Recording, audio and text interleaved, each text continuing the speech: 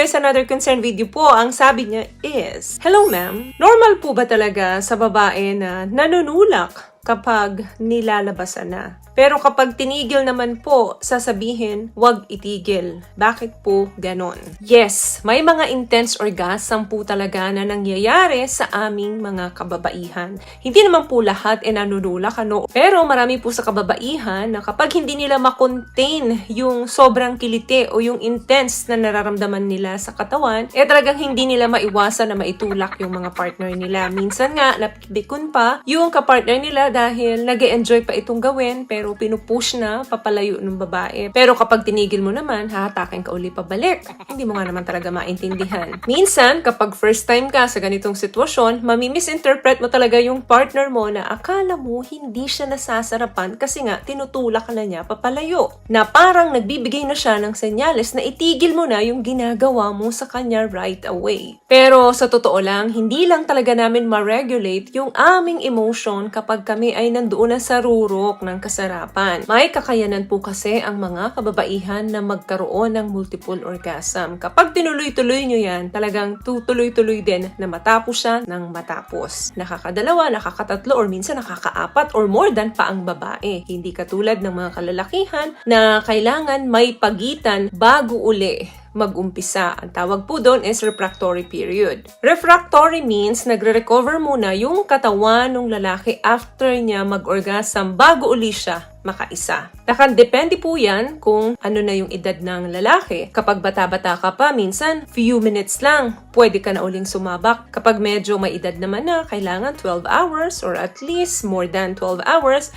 bago uli siya makarecover at makapaghanda sa susunod na laban. Ang mga kababaihan po ay kakaiba. Kami po ay may kakayanan na magtuloy-tuloy ang aming orgasm ng walang pahinga. So, ang nangyayari kapag kami ay nilalabasan, minsan hindi namin makontain yung emotion namin. Dahil sa sobrang intense, sa sobrang sarap ng nararamdaman namin. Kaya ang nangyayari, nagkakaroon kami ng body language na parang pinapatigil namin yung kapartner namin. Pero ang totoo niyan, hindi lang talaga namin kaya pigilan yung sarap.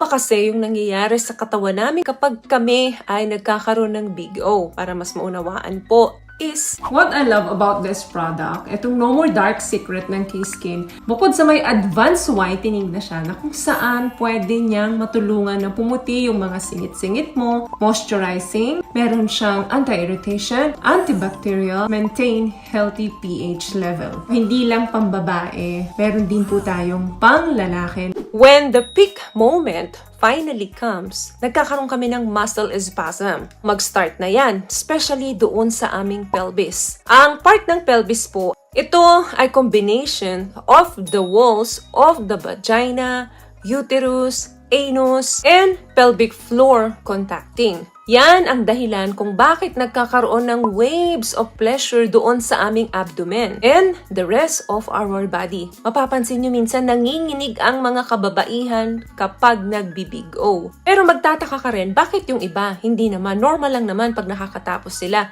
Kasi nga, nakadepende po yun kung gaano ka-healthy yung inyong pelvic floor muscle, especially mga kababaihan. The more healthy and the more tone ng pelvic floor muscle, mas intense ang pagkukontract neto kapag nagkaka-orgasm po ang babae. That means, doble-doble yung pleasure na nararamdaman ng babae kapag healthy po ang pelvic floor muscles. At ang contraction po naming mga kababaihan ay iba-iba rin po. Pero, ang normal range po is between 1 to 2 contractions na tumatagal ng segundo lamang. Tandaan nyo po na ang pagbibig O ay iba-iba. At ang mga experience ng mga kababaihan ay iba-iba rin. However, kapag naiintindihan po natin kung papaano gumagana ang ating body and mind pagdating sa mga sexual stimulation, ay mas ma-unlock or madidiscover pa natin yung mga bagay-bagay sa katawan natin na hindi pa natin naiintindihan. Kaya very important na nagtitake time kayo alone with your partner, communicate with your partner para mas nagbibigayan po kayo ng idea sa isa't isa. May mga kababaihan kasi na arouse lang, then hindi na sila nakakarating dun sa big O na tinatawag. Very important po na alam natin kung ano yung nangyayari sa katawan natin at sa katawan ng mga partner natin